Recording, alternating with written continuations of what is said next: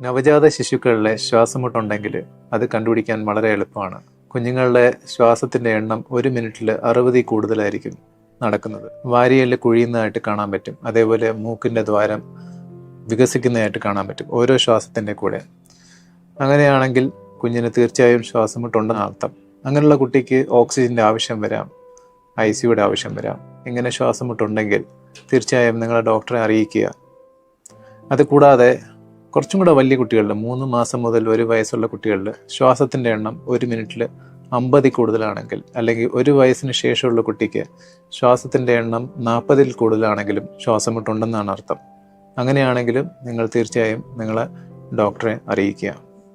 ഇങ്ങനെ ശ്വാസമുട്ടുള്ള കുട്ടികൾക്ക് ചിലപ്പം ന്യൂമോണിയ ആയിരിക്കാം, അല്ലെങ്കിൽ ചിലപ്പം ജനിച്ചതിന് ശേഷം ഉടൻ തന്നെ മോഷൻ ശ്വാസകോശത്ത് പോയത് കൊണ്ടായിരിക്കാം, അല്ലെങ്കിൽ പ്രീ ടേം ബേബീസ് സമയത്തിന് മുമ്പ് ജനിക്കുന്ന കുട്ടികൾക്കാണെങ്കിൽ സർഫാക്റ്റൻ്റെ കുറവ് കൊണ്ടായിരിക്കാം, അല്ലെങ്കിൽ സമയത്തിന് ജനിച്ച കുട്ടിക്കാണെങ്കിൽ ശ്വാസകോശത്ത് കൂടുതൽ വെള്ളത്തിൻ്റെ അംശം ഉണ്ടായതുകൊണ്ടായിരിക്കാം.